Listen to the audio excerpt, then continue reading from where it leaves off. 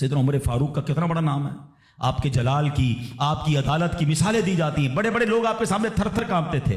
حضرت عمر کا حال یہ تھا، آپ کا گھر میں انداز کیا تھا کہ ایک شخص آیا کہ میں حضرت عمر کے پاس جاؤں اور بتاؤں میری بیوی جو ہے مجھ سے اس طرح بات کرتی ہے، اور میرا وہ انداز نہیں ہوتا جو شوہر کے سامنے ہونا چاہیے، ہوتا ہے گھروں میں ہو جاتا ہے۔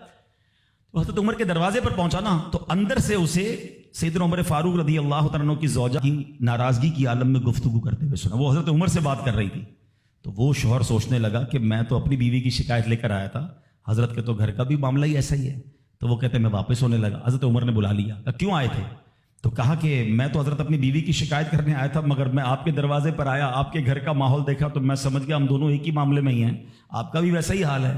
اب حضرت عمر نے جو ان کی تربیت فرمائی نا، آپ نے فرمایا میری بیوی کے مجھ پر چند رائٹس ہیں، چند حقوق ہیں، مجھے اس سے چند فائدے حاصل ہوتے ہیں جس کی بنا پر میں اس سے درگزر کرتا ہوں۔ پہلا یہ کہ یہ میرے لیے جہنم کی آڑ ہے، میرا دل اس کی وجہ سے حرام کاموں سے بچا رہتا ہے۔ نمبر دو، جب میں گھر سے نکل جاتا ہوں یہ میری خزانچی بن جاتی ہے، یعنی میرے مال کی نگہبان بن جاتی ہے، میری دھوبن بن جاتی ہے، میرے کپڑے دھوتی ہے، میرے بچے کی پرورش کرتی ہے، میرے لیے روٹیاں اور کھانے پکاتی ہے۔ تو وہ شخص کہتا ہے یہ سارے فائدے تو مجھے بھی اپنی بیوی سے حاصل ہیں، تو میں تو کبھی درگزر سے کام نہیں لیتا، وہ مجھے کہتی میں اسے لڑنا شروع کر دیتا ہوں۔ کہتا آج آپ کی بات سے نصیحت مل گئی، اب میں اپنی بیوی کی چھوٹی ماٹی باتوں کو میں بھی درگزر کر دوں گا۔